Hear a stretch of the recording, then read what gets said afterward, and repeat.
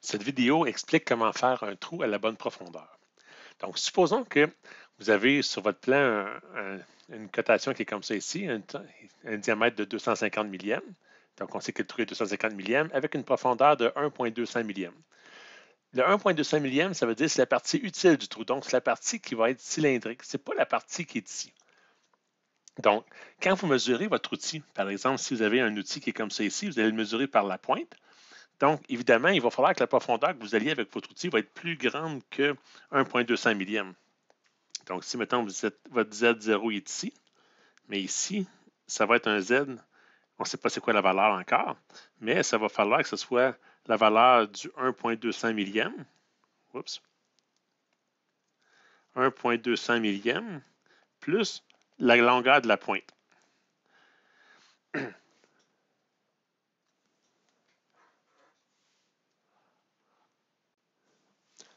Donc, si on veut trouver cette fameuse valeur ici de P, qui est la valeur de la pointe, bien, il faut juste faire un petit peu de trigonométrie. Donc, si, mettons, on sait que cet angle-là, c'est 118 degrés parce que c'est un forêt standard, évidemment, vous pouvez faire le calcul avec d'autres angles si vous avez un forêt à pointer qui est 90 degrés, par exemple, ou 80 degrés.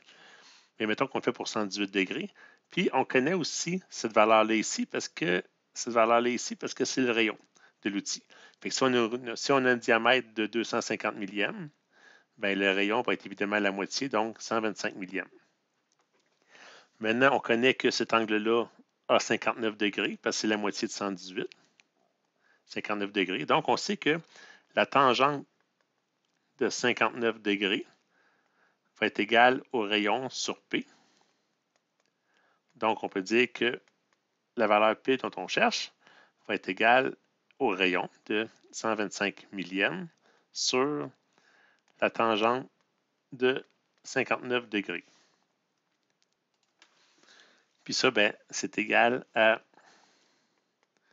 P, c'est égal à 0,0 115 millièmes et 1,10 par exemple.